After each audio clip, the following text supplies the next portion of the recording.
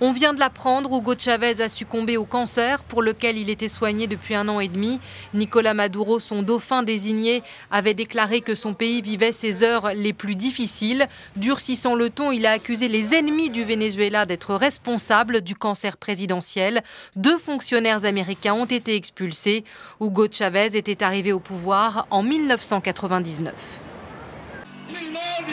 Il avait le génie du verbe et un sens consommé du spectacle.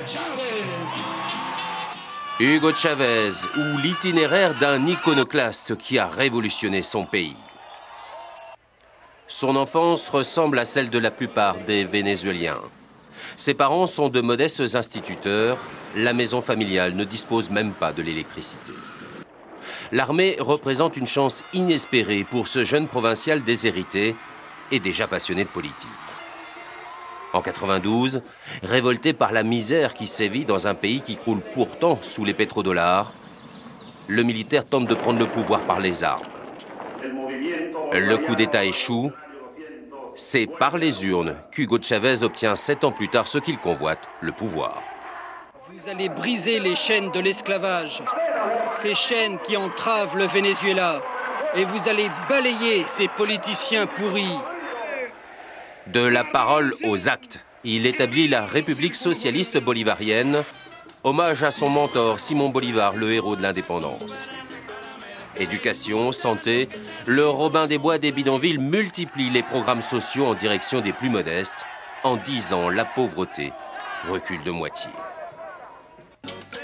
Tribun populaire, il use et abuse de la télévision. Allo Presidente, c'est son émission.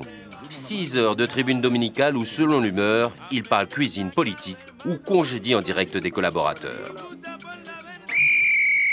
Offside. Afuera. Muchas gracias por su servicio. Señor Juan Fernández está despedido de Petróleos de Venezuela.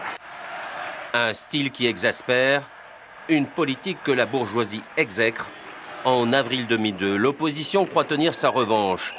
Des manifestations dégénèrent, Chavez est destitué, mais le putsch fait long feu. 48 heures plus tard, il retrouve son fauteuil.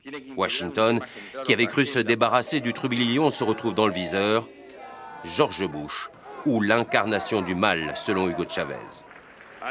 Hier, le diable est venu ici. Exactement ici. Et ça sent encore le soufre aujourd'hui.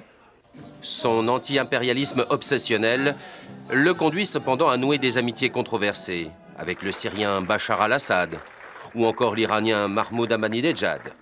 Mais son père spirituel, son mentor en politique, c'est Fidel Castro.